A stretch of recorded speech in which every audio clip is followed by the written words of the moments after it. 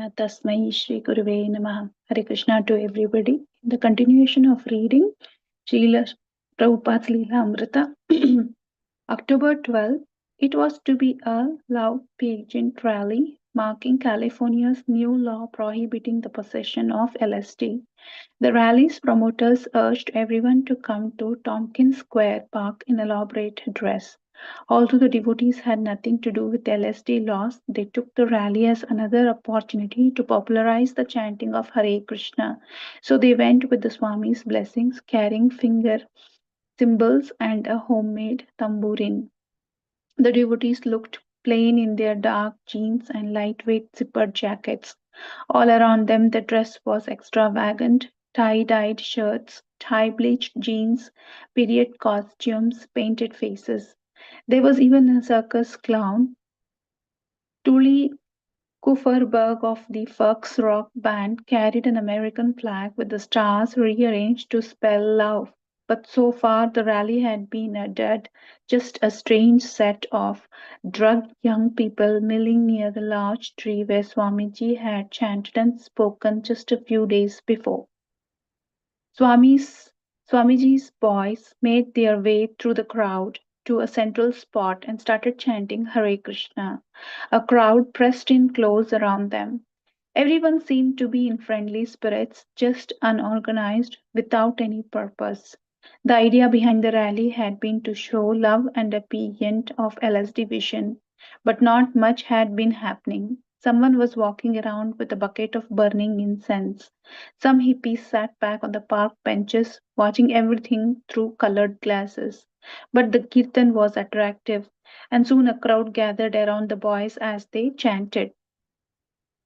Kirtanananda, his shaved head covered with a knit skull cap, stood beside tall Jagannath, who with his dark framed glasses and wavy hair looked like a great horned owl playing hand cymbals.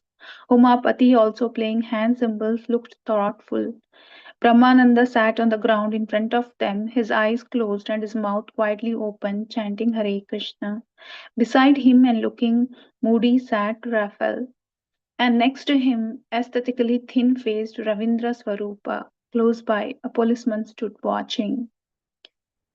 The hippies began to pick up the chanting. They had come together, but there had been no center, no lecture, no amplified music. But now they began clapping and swaying, getting into the chanting as if it were their single purpose. The chanting grew stronger, and after an hour the group broke into a spontaneous dance, joining hands and singing out Hare Krishna, Krishna Krishna, Hare Hare, Hare Rama, Rama Rama, Hare Hare. Hare, they skipped and danced together, circling the tree and Swamiji's disciples. To the hippies, it was in fact a love pageant rally, and they had found the love and peace they were searching for. It was in this mantra. Hare Krishna had become their anthem, their reason for coming together, the life of the love pageant rally. They did not know exactly what the mantra was, but they accepted it as something deep within the soul, a metaphysical vibration. They turned into it. Even the clown began chanting and dancing. Only the policeman remained aloof and sober, though he also could see that the new demonstration would be a peaceful one. The dance continued, and only the impending dusk brought the love pageant rally to a close. The devotees hurried back to Swamiji to tell him all that had happened. He had been sitting at his desk translating the Srimad Bhagavatam. Although he had not been physically present at the Kirtana, his disciples had acted on his instruction. So even without leaving his room, he was spreading the chanting of Hare Krishna. Now he sat waiting for the report. They burst into his room with shining eyes, flushed faces, and harassed voices, relating the good news. Not only had they dutifully chanted, but hundreds of people had joined them and sung and danced in a big circle, in a spirit of unity. Swamiji, you should have seen, Brahmananda exclaimed, his voice now exhausted from chanting. It was fantastic, fantastic. Prabhupada looked from one face to another, and he also became like them, elated and hopeful that the chanting could go on like this. They had proved that their chanting of Hare Krishna could lead the love and peace movement. It could grow and hundreds could take a part. It is up to you to spread this chanting, Swamiji told them. I'm an old man, but you are young and you can do it. October 13, the Village Voice ran four large photographs of the love pageant rally. The article stated, the backbone of the celebration was the mantras, holy chants from the Sanskrit Bhagavad Gita, and for 3 hours it became like a boat on a sea of rhythmic chanting. Led by 15 disciples of Bhakti Vedant Swami, who operates from a storefront on 2nd Avenue, the mantras ebbed and flowed with the rhythm of drums, flutes, and soda cap tambourines. October 18, it was Sunday, and again they went to Tompkins Square Park. Swamiji played the bongo as before, striking the drumhead deftly as ever, his nimble fingers creating drum rolls. As he sat on the rug in the autumn afternoon, his authentic melodic voice recited the prayers to the previous spiritual masters, Bhakti Vinoda, Gaura Kishora, Bhakti Siddhanta, the centuries old disciplic succession of which he was the living representative now in the 1960s in this remote part of the world. He sang their names in duty, deference, and love as their servant. He sat surrounded by his American followers under the tall oak tree amid the maze like fences of the park. And the same magic occurred. This time the hippies came by with more ease and familiarities. Allen Ginsberg came again, and 100 others gathered as Prabhupada loudly sang, Hare Krishna, Krishna Krishna, Hare Hare, Hare Rama, Rama Rama, Hare Hare. Of the hundreds who came by, some strayed briefly and then left. Some decided to listen and chant for a few minutes or even for the entire afternoon.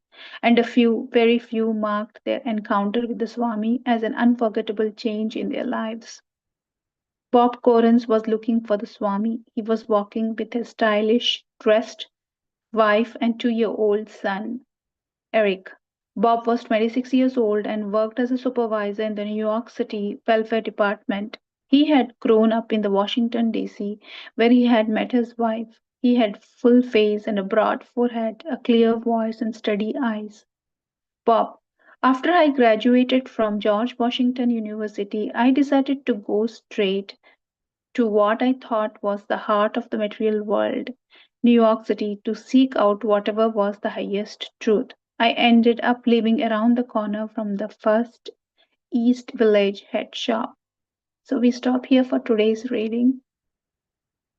So from today's reading, we understand and we have some realization seeing that the Prabhupada and his disciples took an advantage of the rally being conducted for the against the LSD usage. But I think this is the first time where his disciples go by themselves by the instruction of Prabhupada to be part of that rally, utilize that rally as an opportunity um, to deliver Hare Krishna Mahamantra to the largest crowd. Now, if you see that when the rally met together, it seemed like they never had any understanding and unity and what to be achieved, although their logo said about to achieve love among each other. And no one looked like and taking a lead or something. And here the Prabhupada disciples takes this and starts chanting Hare Krishna Maha Mantra and bringing everyone together. So every individual disciple did their best to deliver Hare Krishna Maha Mantra to the crowd in the rally. And at the end, they realized that people were all taking part into it, and they had taken that as a rally slogan.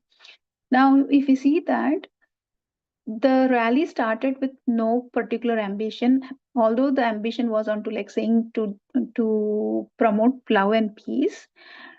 The only thing that happened, the objective was achieved only after chanting Hare Krishna Mahamantra, and people started having that kind of an feel when the Hare Krishna Mahamantra was chanted, and when the disciples came and told Srila Prabhupada about their achievement of that rally, even Prabhupada expressed his delight for his disciples, and we see that Prabhupada's objectives were being getting achieved step by step, day by day. So when the next time when Prabhupada again went into the Thongsvin Square Park and conducted the Hare Krishna Mahamantra, this time the large crowds were attracted. And passers-by, even though, see, we may think the passers-by who are passing by, they are materialistic from outside nature, but a spark is sufficient for to invoke the devotion for the Supreme Lord. And here we see which happens in case of Bob. So ultimately, the absolute is achieved after the chanting